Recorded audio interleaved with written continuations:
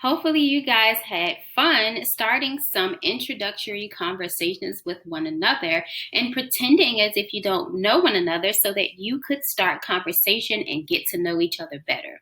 Now, actually, you guys don't really know each other very well. I know that in this virtual learning time, we see each other on camera, and sometimes you guys maybe join each other in breakout rooms or you have some group activities or group discussions, but it's not the same as if we were in the building or in the classroom where we would have a chance to have more extended conversations, where we would be able to talk to each other longer and see each other in different settings, such as in the classroom, in the hallway, in the lunchroom, at recess.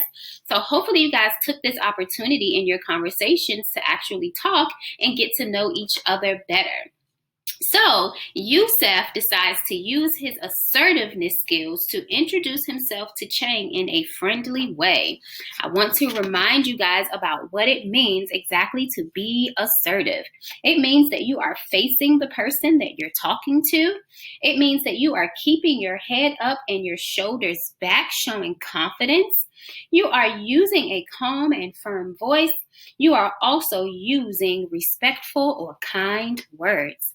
He tells Chang he's reading the same book and asks Chang about others in the series. Soon they're chatting it up and they're having long conversations about their most and their least favorite books.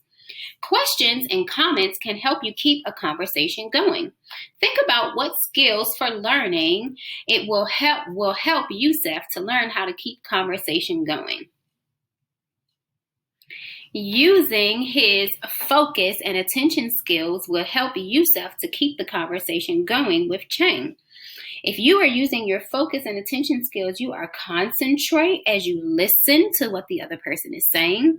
You are using your eyes, ears, and your brain. For instance, Yusef used his eyes and his brain to observe the fact that Chang had the same book that he did, and he used his brain to think about the fact that talking about a book could help him start a conversation. Other things that you could notice when you are connecting with somebody that you don't know is maybe their hair or their clothes or their shoes, and starting the conversation about what your favorite color is, or if they had something on their shirt like the name of a band or a funny saying or the name of a restaurant. You could ask questions about that shirt. Or if they were holding a book bag and a book bag had some keychains on it or something, and maybe some different things on the keychain, like you know how when you go to different places out of town, you might go into a souvenir shop. And for instance, if you went to New York, you might have the Statue of Liberty on there, and that could be a great conversation starter. So focusing your eyes, your ears, and your brain on the person concentrating and ignoring distractions. Yusef focuses his attention on Chang and listens to him carefully. This helps him to listen, and use what Chang is saying to think of other questions and comments to keep the conversation going. Now, as they were having conversation with each other, waiting for the bus comes and Yusef and Chang can't find a seat together. So think about what would be a friendly way for Yusef to end the conversation with Chang. Teachers, I want you to pause the video here and have some group discussion about how you could end the conversation with Chang, since now that the bus arrived, you guys can't find a seat together.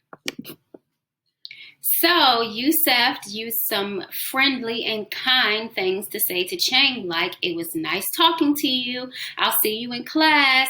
I hope you have a great day. Maybe we can sit together at lunch or play with each other outside at recess." Yusef tells Chang it was nice talking to him.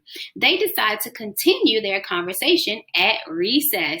By making conversation with Chang, Yusef is becoming friends with him. So the more you talk to a person, the more you learn about them, the more you might learn what you have in common or things that you have alike, the more you might learn the things that you don't have alike, and that you actually are learning some things about another person that you could maybe do yourself or think about yourself.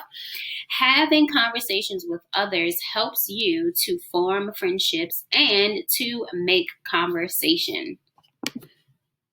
You guys will have more time for conversation as we get into skills practice the next